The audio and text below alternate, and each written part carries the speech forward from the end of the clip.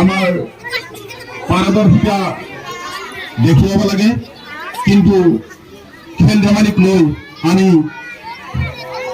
উৎকণ্ঠিত হব নালাগে, উদ্যত হব নালাগে।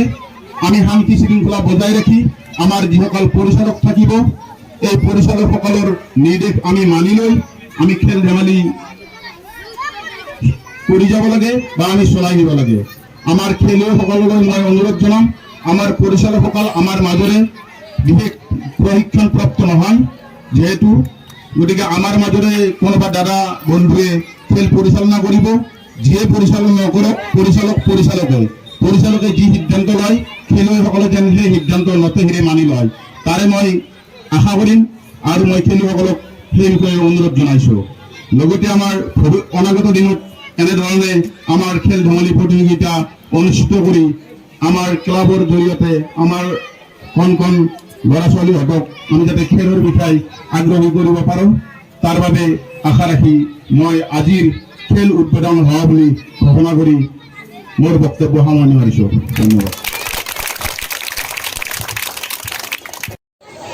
ইয়াৰ পিছে হ'ব আমাৰ ভদ্ৰলোকৰ দৌৰ।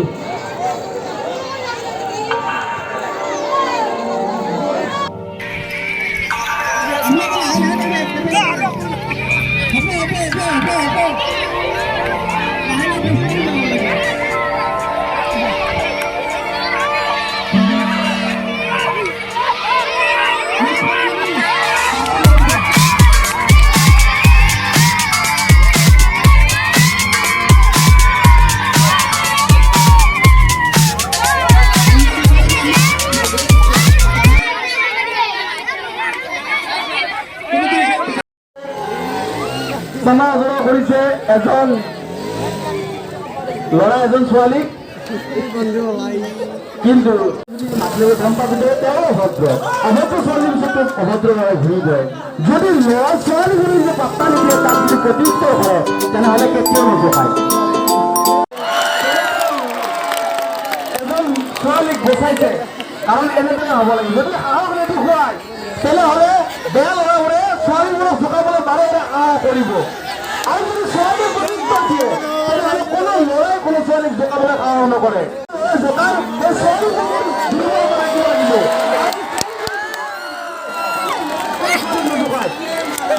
যদি পাত্তা নিদিয়ে তেনেহ'লে নজোকায়।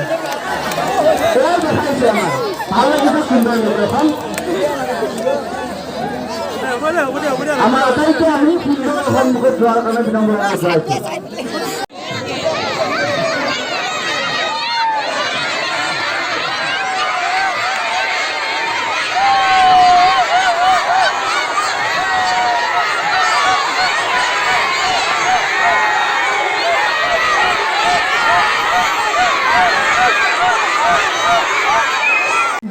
দ্বিতীয়বাৰ আৰু ঘূৰাই নাপায়।